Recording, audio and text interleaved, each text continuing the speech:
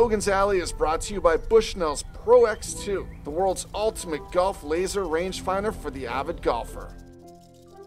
Something I find fascinating with us recreational golfers is the different preferences different people have when it comes to tee deck selection, and then in turn the various rationale they use for those choices. I know golfers who will only play the very back tee deck at every golf course they go to, regardless of whether that's 73 or 7,400 yards and they only hit their driver 220, they're going all the way back because they want to see the entire golf course.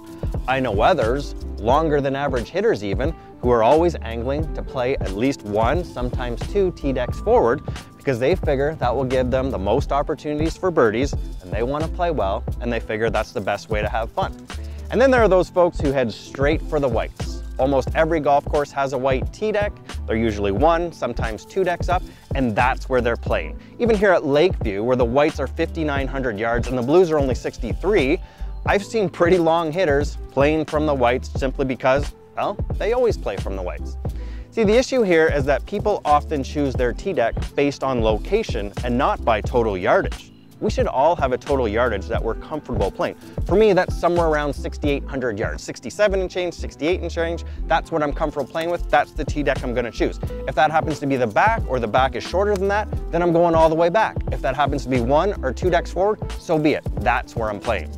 Because of course the issue here is that choosing the inappropriate tee deck has an adverse effect on pace of play. And it's not always the weaker golfer going all the way back when he shouldn't. Sometimes it's the stronger player and the big hitter going too far forward, and then he or she is sitting waiting on every tee deck of every par 4 and par 5 for the group in front of them to clear longer than if he was playing from an appropriate yardage. So if you're not already doing so, try doing this the next time you go to a new golf course. Rather than just choose a tee deck based on location, open up a scorecard, find a yardage you're comfortable with, or do what my 70-year-old father does and look at the par 3s and make sure each of the one-shot holes is a comfortable distance for you to reach with relative ease. Really, folks, it really shouldn't be that hard to choose the appropriate tee deck. That's it for this episode of Score Golf TV. As always, if you agree or disagree with me, you can let me know on social media. And of course, we'll see you next time on TSN.